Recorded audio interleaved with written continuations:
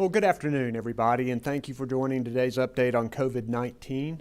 As of today, we have had 802,065 lab-confirmed cases, 2,786 new cases reported since yesterday, 2,374 people in the hospital, and sadly, 10,046 people who've died.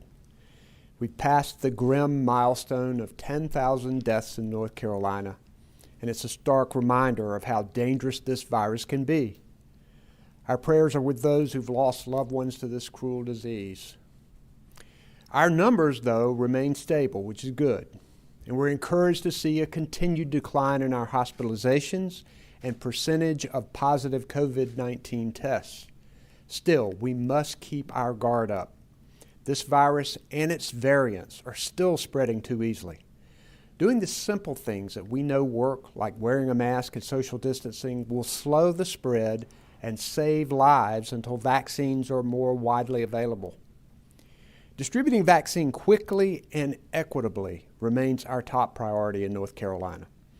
We continue running an efficient vaccine distribution and are getting all of North Carolina's allocated first doses into arms each week before we receive the next shipment. And I'm grateful for the work of our Department of Health and Human Services and the vaccine providers across this state who are delivering this life-saving vaccine as quickly as possible. Speed is critical, but we're also emphasizing equity. Communities of color have been disproportionately impacted by this devastating pandemic, and the state is working to reduce the high rates of sickness that this population is experiencing. The health care coverage gap in North Carolina has left many without access to a doctor. Add to that long-standing systemic inequities in our health care system, and you can get mistrust of this vaccine as well as lack of preventive care. We're working to address those inequities. We can start by making sure that every community has access to these vaccines. And that means making a conscious effort to track the data and seek fairness in vaccine distribution. When North Carolina received its first allocations of doses, we sent them to every single county in the state. And our team has ramped up efforts to include vaccine providers that serve communities of color. They're reaching out to underserved communities and paying attention to equity and how they allocate doses, including weekly vaccine events. And it's important to let the public know exactly what we're doing. North Carolina has been recognized nationally for our work sharing data about race and ethnicity with vaccinations and confirmed COVID-19 cases down to the county level. And the department will continue to make this information widely available. Dr. Mandy Cohen, our Secretary of Health and Human Services, has led this effort, and she'll talk more about those in a few minutes, those steps that we're taking in a few minutes. North Carolina is making some progress in improving vaccine access for Black North Carolinians, although we have more to do.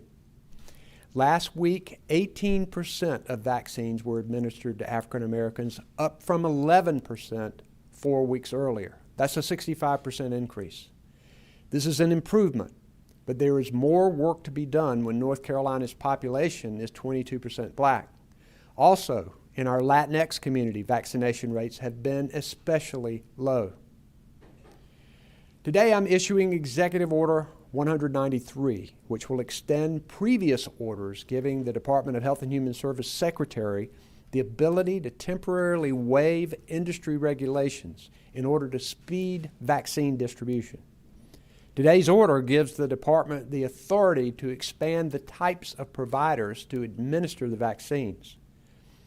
As the state continues to fight the pandemic and protect North Carolinians, I am ordering today state officials to marshal all of the state resources, including property, facilities, and personnel, upon request by the North Carolina Department of Health and Human Services, to help with vaccination efforts as our supply continues to increase coming in. We know that there's still not enough vaccine supply to vaccinate the millions of people who need it, not by a long shot.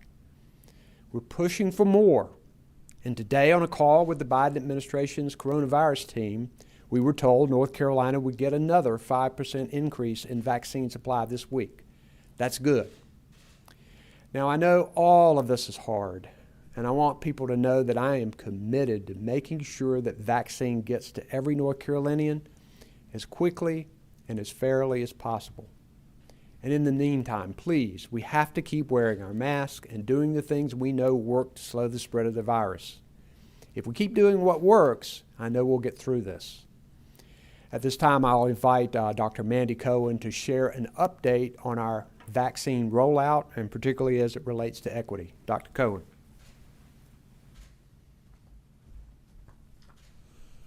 Thank you, Governor. While our numbers continue to trend downward, we still see very high levels of virus across North Carolina. Our most powerful tools to help protect ourselves and our loved ones are to practice those 3 W's and get vaccinated when it's your turn. As of today, more than 1.4 million doses of COVID-19 vaccines have been given in our state. North Carolina vaccine providers have done a phenomenal job of getting vaccines to people using all first doses each week before the next shipment comes. You can see this on our dashboard, which we are now updating daily, Monday to Friday. You can also see on our dashboard that we have work to do when it comes to equity. We are committed to doing better and are already seeing some improvements, as the governor shared. This past week, 18% of vaccines administered in the state have gone to our Black or African American population, up from 11% the week of January 13th. We have more work to do, as mentioned, in our Latinx Hispanic community, where rates remain far too low. Our work starts with transparency and accountability. And I'm proud to share that we were one of the first states to provide race and ethnicity data for vaccines administered and are now providing that data at the county level. We are already acting on this data by embedding equity into our vaccine allocation process. First, we're making sure that vaccines are available in all 100 counties each and every week. Second, we are giving additional vaccines to counties with higher numbers of low-income adults over the age of 65 or higher numbers of historically marginalized populations 65 and older. Third, we're giving vaccines to providers who reach rural and marginalized communities, such as community health clinics. And finally, we're setting aside a portion of our weekly vaccine allocation for events that focus on underserved communities. We also have expectations of our vaccinating providers. We expect that the percentage of vaccine administered to historically marginalized populations in that county meet or exceed that county's population estimates. We're also asking vaccine providers, along with the public and private sectors, to work together in new ways. We have formed a dedicated team to provide technical assistance to vaccine providers and to help facilitate partnerships so that everyone can achieve both speed and equity. Let me share a few examples of what this looks like in practice. Vidant has a collaborative effort with East Carolina University, Pitt County, community organizations, and faith-based organizations at the Greenville Convention Center that is off to a great start, vaccinating about 1,500 people a day, with 30% of those who are receiving vaccine being African American. Wake Med and the Wake County Public Health Department partnered with churches and community centers to reach underserved communities in one particular zip code. With about 150 volunteers, they vaccinated almost 1,800 people, of whom 91% identified as Black or African American. And in Charlotte, Novant Health partnered with the Park Church, one of the largest African American churches in Charlotte, to host a large vaccination event. Atrium's mobile unit has provided vaccines to more than 1,800 community members, of whom 61% were Black African American and 10% were Latinx Hispanic. This week, these mobile units are reaching rural communities in Stanley, Anson, and Cleveland counties. Lincoln Community Health Center, Dale Fell Health Center, Agape Health Services, and many other community health centers have been using more than 60% of their vaccines for Black African American populations. These success stories show there are many different ways to ensure equitable access to vaccines if everyone is focused on the goal and is held accountable to it. We know that some people still have questions about the vaccine itself. We are equally committed to engaging communities as partners and working with trusted voices to share accurate information as well as their personal experiences. And I'm so pleased that Commissioner Evans is here with us today to provide his perspective. The most significant challenge we face is that there's just not enough vaccine available. Supplies remain low, which means that many people have to wait, and I know that that is frustrating. With new vaccines on the horizon and projections of increasing supplies, we will be able to vaccinate more people in the coming months. Everyone will have a spot to take their shot. Thank you, Governor.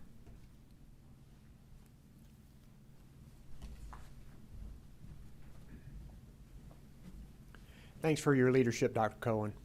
I'll now recognize the Honorable Charles Evans, who is the President of the North Carolina Association of Black County Officials and the Chairman of the Cumberland County Board of Commissioners. Chairman Evans.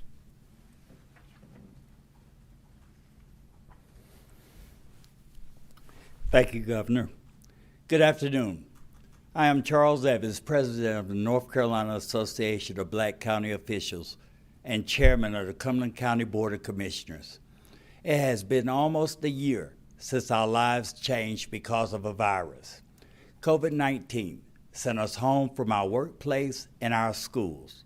We are in a battle, and our protective armor against this virus has included face masks, keeping our distances from people, and washing our hands. This battle is raging on. We have lost more than 10,000 people across North Carolina to this virus, and my heartfelt sympathies go out to their families. Our health departments, hospital systems, and other providers across the state are working hard to vaccinate as many of our citizens as possible. I am here today to encourage everyone, especially others who are black or brown, to get a vaccine when your time comes. Supplies are very limited now, so there may be a wait, but everyone will be able to get their shot as supplies increase. It is free to everyone. Blacks make up 21% of our population in North Carolina, but only 13% of the vaccines given have gone into black arms. 10% of our population is Hispanic in North Carolina, but only 2% of the vaccines given have gone into brown arms. Some black and brown citizens may mistrust the vaccine, and I understand why, based on long-standing and continuing racial and ethnic injustices in our healthcare system. I trust the vaccines because they have been tested. They are safe and effective. If we are going to gain control of our lives, we need to get vaccinated. I want to encourage everyone to get the vaccine for yourself, for your family, and for others who live and work around you. I certainly understand the concerns with getting a vaccine, but when it's my turn to get it, I will. I am ready to take a shot. I understand the fear, the doubts, the concerns that people of color have. My suggestion to you would be to pray about this decision. Talk to your doctor, your family, and the friends you trust. I hope you will come to the same conclusion I did, that these vaccines save lives. Remember, change starts with each of us. Change starts with rolling up our sleeves, sticking out our arms, and taking our shot. The impact will be felt by our entire community and beyond. God bless. Thank you, Governor Cooper. Thank you, Chairman Evans. Inspiring. We appreciate your words. Also with me today is Commissioner of Prisons Todd Ishii and Director of Emergency Management Mike Sprayberry. Monica McGee and Brian Tipton are our sign language interpreters, and behind the scenes, Jackie and Jasmine Mativier our Spanish language interpreters. We'll be glad to take questions from the media, and if you can identify yourself and your organization, we will take the first question. Our first question is from Dawn Vaughn with the News and Observer. Hi, Dawn Vaughn with the News and Observer.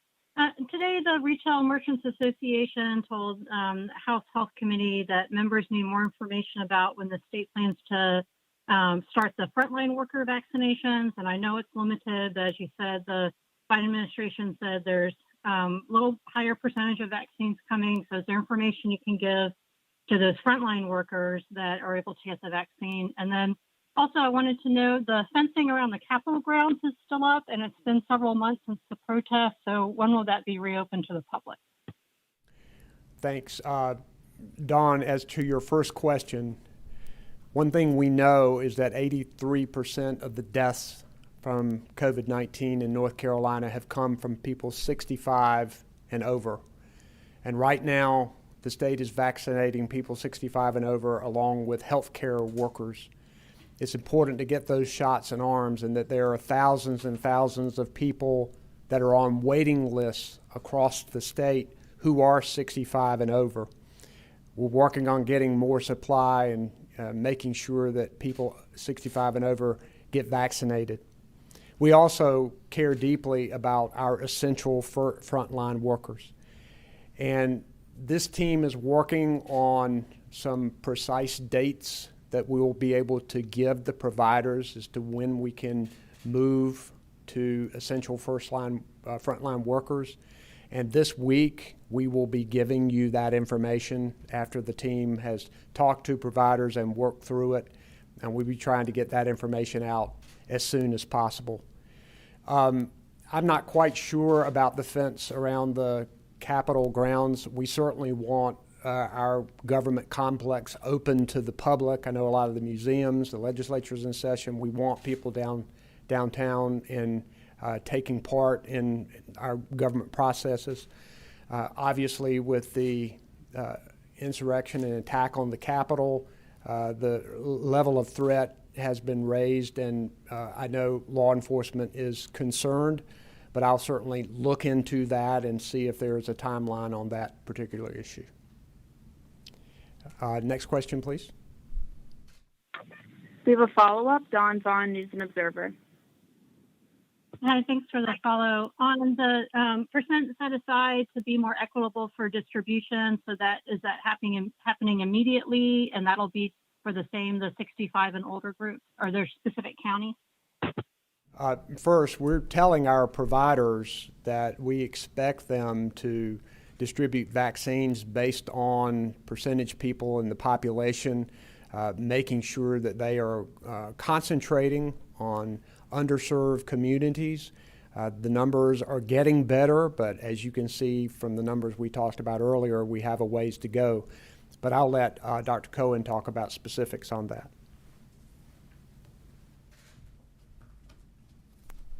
Hi, Dawn. So the allocation methodology I mentioned in my opening remarks is something we've actually been doing for the last 2 weeks and intend to do as we continue forward in this process. So over the last 2 weeks, we have allocated vaccine based on county population and then given increases to those counties that see a higher population of those who are over the age of 65 and low income, and over the age of 65 and from our historically marginalized communities. So that has already been happening. In addition, we make sure to target any set aside allocation related to particular special vaccine events, and we want those events to really target our underserved communities. I mentioned a couple of the examples already, and so we've been supporting that over the last 2 weeks, and that will continue in the weeks ahead. Thank you.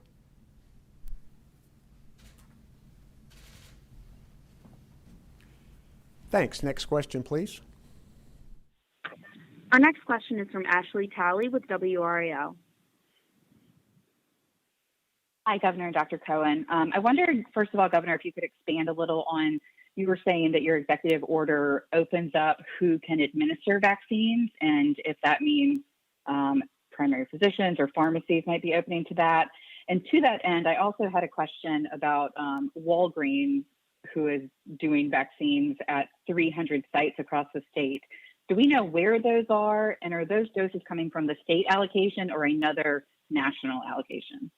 I'll let Dr. Cohen expound on this, but the executive order gives the Secretary, Dr. Cohen, the authority to expand the different types of people who can give vaccinations, and that is to get ready for when our supply increases. We're very much hoping that our supplies will start coming in, particularly if Johnson & Johnson, that authorization goes through, we'll have more vaccines, so we want to have more people to get it. Walgreens is a separate program by the federal government. They have a number of their stores. I think they're getting 100 doses each that comes in a separate allocation from the feds. But I'll let Dr. Cohen address that. The second part of your question, she's going to get that too. Thanks.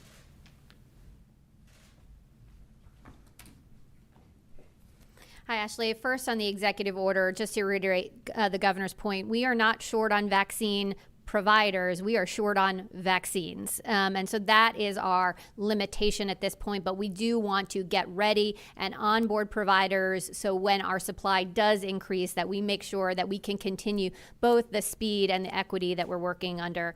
As far as the Walgreens pharmacies, they are going to have vaccines starting at the end of this week at 300 or so stores. And as the governor mentioned, they're going to have a very small allocation in each store. Those 300 were selected by Walgreens themselves. They are already taking appointments for their vaccines that they will have at the end of the week. We already heard that their website was having some issues, so we know there's a lot of demand out there. And again, supply is incredibly low at each of these individual sites. It's about 100 doses at each of these 300 sites. And again, this allocation comes in addition to what we are getting as a state. So the Walgreens gets that allocation directly from the federal government. It does not come through our state allocation, which is different than the long-term care program, which also runs through Walgreens and CVS. That did come from our state allocation. So slightly different mechanisms that they're employing here. But again, Walgreens, as they move forward, starting this weekend, will come from a separate allocation from the federal government, very small amount of doses in each of their about 300 stores across North Carolina. Thank you. Next question, please. We have a follow-up. Ashley Talley, WRAL. That's really helpful information about Walgreens. Thank you. One more quick question. Wake County is planning its first mass vaccination for this coming weekend and has requested 10,000 doses. Do you think the state will be able to allocate those, and will that come from that special portion that you're saving specifically for mass vaccinations, meaning the rest of Wake County wouldn't have fewer? That about Wake County, I'll have to go back and look at the specifics, but 10,000 is a very big number given the very limited pool of supply of vaccine that I keep talking about here. We do want to make sure that we are supporting vaccine events across the state, and so I will go back and look at Wake County in particular. We do acknowledge that Wake County has gotten a lower amount of vaccine in the last number of weeks, so we are trying to make that adjustment as we go forward for Wake County, and appreciate all the efforts that have been done, whether it was in Wake County or across the state, to really make sure that we are getting vaccine out quickly and equitably. Thank you.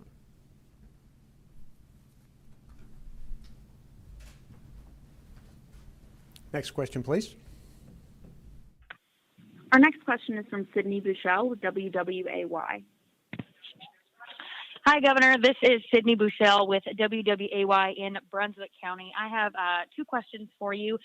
First, can you tell me about how many doses the state is receiving at this time? And I know, second question, I know you've addressed equity in this conference, but can you also explain how you're allocating to each county based on need and eligibility? Here in Brunswick County, 1/3 of the population is 65 and up, and they've administered around the same amount of vaccine as Johnston County, which is much larger than Brunswick, but only 13% of their population is 65 and up. thanks for those questions. As you can see by all of the people who need this vaccine, this is a difficult task in trying to determine how to distribute something that millions of people want but is in very limited supply. I'm going to let Dr. Cohen address the specifics of your question.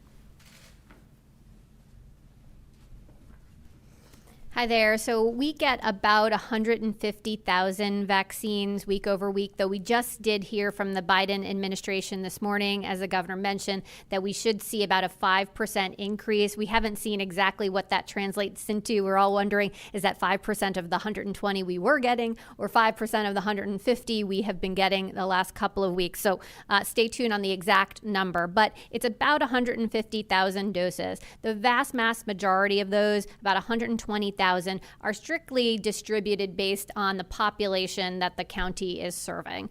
We do give a bump up for those that are serving more folks who are 65 and up and low income, 65 and up from our historically marginalized communities. As far as Brunswick, I know our team just yesterday, maybe it was the day before, the days are running together, but had a call with all of our vaccinating providers and other representatives from Brunswick County to make sure that we were understanding the situation on the ground, that we were making the adjustments, and really do appreciate everyone's feedback as we go. As the governor continues to mention that the supply is incredibly low, and we wish we could give more supply to everyone. We know our vaccine providers can deliver maybe 3 times the number of vaccines that we are getting right now. So we know that it is frustrating that the supply is low and folks could be doing more. We're hopeful to see more and more vaccine from these original 2 vaccines that have been approved, and we know that a third is going to be reviewed by the FDA by the end of the month. So we hope for more vaccine supply as we head into March. Thank you.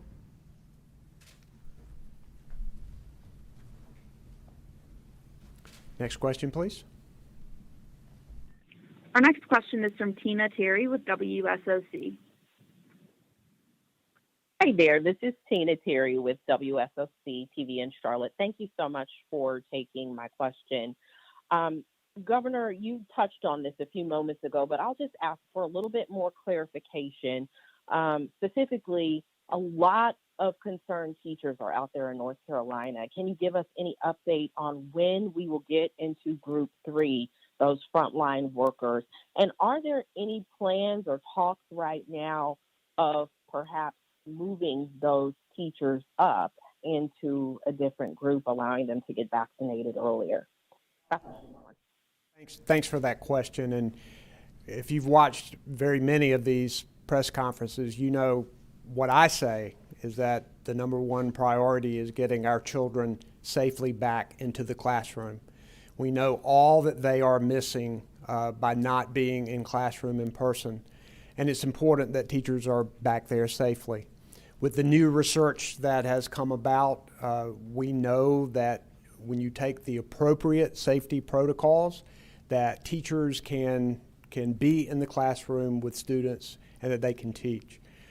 We also need to do more for our teachers. The legislature right now is contemplating educator bonuses, which I think would be a great idea if they could do that, because we know that's important. This week, we're going to come forward with specific dates on when essential workers will be able to start getting vaccines. We know that people have been concerned about that. I want to reiterate what I said earlier. We still have thousands and thousands of people who are on waiting lists who are 65 and older, waiting for a vaccine, and we're waiting for the supply to increase, but they are still on waiting lists. And we know that 83% of the deaths come from people 65 and over. So it's important to make sure we work these vaccines and get that to them as quickly as we can. But we also know that our essential frontline workers are important. And so we're going to look at what we have before us, and you'll hear something from us this week on specific dates for essential frontline workers. Next question, please. We have a follow-up, Tina Terry, WSOC. Thank you so much. My second question, I know you said that we will receive a 5% increase in vaccines this week from the federal government. What have we heard from the federal government about a timeline for getting more vaccine to North Carolina? Thank you for that. And anytime we get a chance to talk to the administration, we're saying we need more vaccine.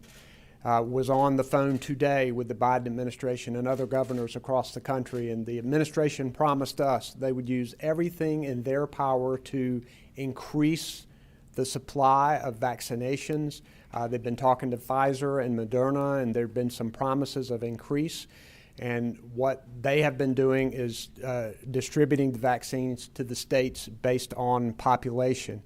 We also know that the Johnson & Johnson vaccine has been submitted and that it may be authorized in the coming weeks, so that we know that that would potentially increase the supply.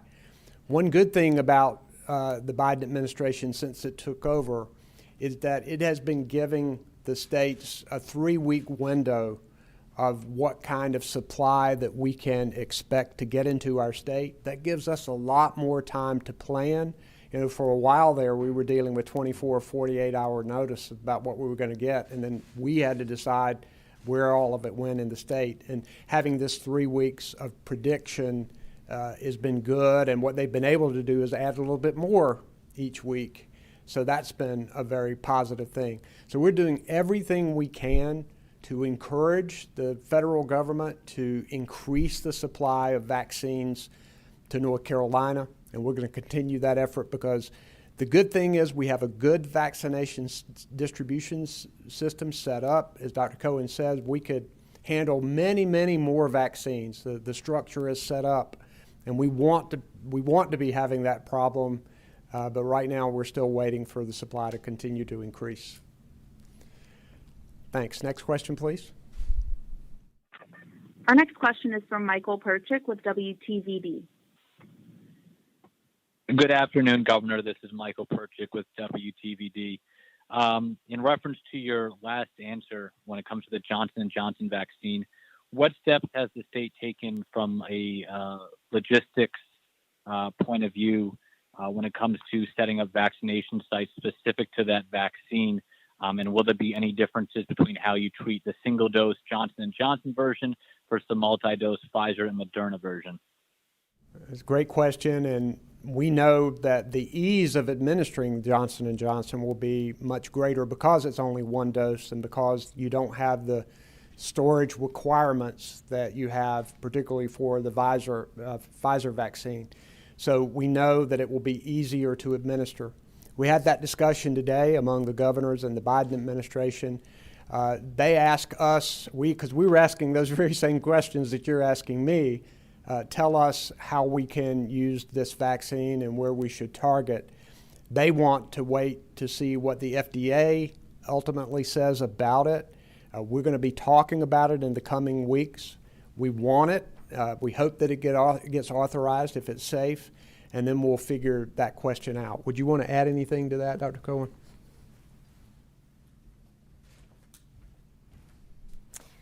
The only thing I would add is, again, we are planning for increased capacity as we move forward into the future. It's why we want to have more vaccinating providers waiting in the wings, if you will. And I know our vaccine providers have more capacity than they currently have right now. So that is all good news. So we are building that capacity as we wait for additional supply, whether it's more Moderna or Pfizer or a new third or even fourth vaccine that gets administered. And so but what is hard for us, similar to at the early part of rolling out the first two vaccines, when we don't know how much is coming to us, it's really hard to plan. And I think that's why Governor Cooper, as well as a number of other governors, has asked the Biden administration to give us more of a window into what does those allocations look like if there was to be a third vaccine, so that we can start to plan in more concrete terms. Again, we're getting that capacity waiting in the wings, but it's hard for us to know how and where to execute on it until we really know some at least ballpark numbers of what's coming to us. So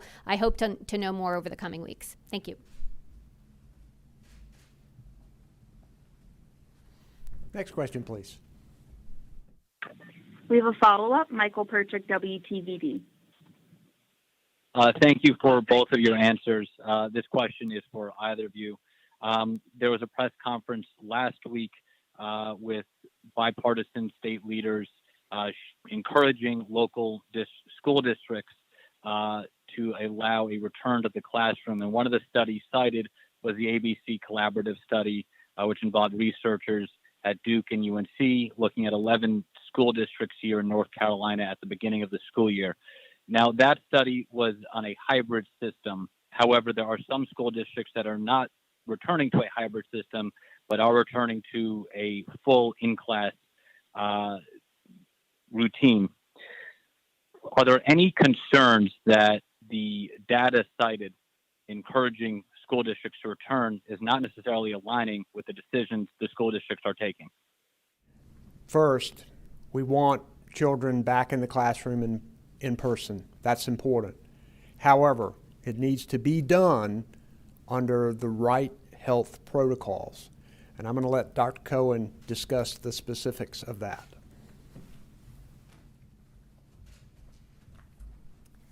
Hi, Michael. So just to reiterate what the difference in the safety protocols are, no matter what school, whether it's elementary, middle, or high school, everyone has to be wearing masks all the time. They have to do things like screening for temperature. They have to be cleaning surfaces often. The difference between a Plan A that we are allowing for any elementary school at this point and Plan B is really about how much social distancing do you have at all times when students are stationary. And for elementary school, because of the different nature of the way this virus spreads in younger children, we are allowing folks to go back without maintaining that 6 feet and to do things as small as 3 feet. We want to maintain that 6 feet of distance in our middle and high school, given the data that we have seen about how this virus spreads. In our middle and high school age students, it spreads closer to what it's like in adults. And so we wanted to make sure we're doing the masks, we're doing the cleaning, and we are maintaining 6 feet of distance in our middle and high schools. That being said, 6 feet of distance does not require a district to necessarily be hybrid. It does require them to have that 6 feet of distance, but depending on the physical layout of the individual classrooms, the schools, the number of students who choose and opt for virtual, that might not be hybrid for a middle school or high school to maintain that 6 feet of distance. So I wouldn't say it's just a hybrid, not hybrid distinction here. For us, it is really about that 6 feet of distance in middle school and high school that is important as we think about those safety protocols. We want to see those followed. However, again, 6 feet does not necessarily mean hybrid necessarily. We want to see that 6 feet of distance, and that could happen in a number of ways in how they use their physical buildings and how many students are in a classroom. Thank you. Good explanation, Dr. Cohen. Next question, please. Our next question is from Brian Anderson with the Associated Press. Hi, Governor. Hi, Dr. Cohen. Brian Anderson here with EAP. Thanks for the time. I had a general question for Dr. Cohen, sort of into the weeds a little bit. We're hearing reports of people from Virginia coming in along the coast to get vaccinated in North Carolina. And it appears on the state dashboard that around 3% of the data is missing for county of residence. Is that because people aren't disclosing it, or is that because they're not state residents? So I was just hoping if you had any numbers or anything to share on that. And secondly, can these counties say it is not allowable for outside residents to come in? Can we give preference to NC residents? So forgive me, I threw a lot out there, but I was just curious about the state of things. So Brian, let me do your first question on the data, and I'd have to go back and understand whether that was truly missing data or if that is our way of representing that those folks do not live in the state of North Carolina. So let us follow back up with you on the data question. Overall, what we have been saying, right, this is a federal asset that when we are agreeing to take this from the federal government, that our jurisdiction is not meant to keep anyone from getting the vaccine. So CDC has very recently clarified, as recently as this morning, clarifying that guidance. And so our team is digging into that to understand. It does not say that you can limit across county lines, but they are making a distinction for now across state lines. So stay tuned as we try to understand this new CDC guidance, again, that just came as of this morning. But up until this point, the CDC guidance had been you cannot limit by jurisdiction. What we have said, though, is while you can't limit, there are ways that you can both market and open appointments and use your operational capability to make sure you are prioritizing those in your county or in the state of North Carolina. Similar to the kinds of mechanisms we are using to make sure we are reaching our underserved communities, our African American, Hispanic, Latinx community, where we partner differently, where we open appointments differently. I think those are the ways in which we can both market and operationalize, making sure that we're prioritizing vaccine for those in North Carolina or for a particular county that is, particularly our smaller counties that are getting just a limited number of doses. And again, we are all trying to work through this together. So we'll analyze this new guidance from the CDC and figure out how that translates into what we need to do here in North Carolina. Thanks.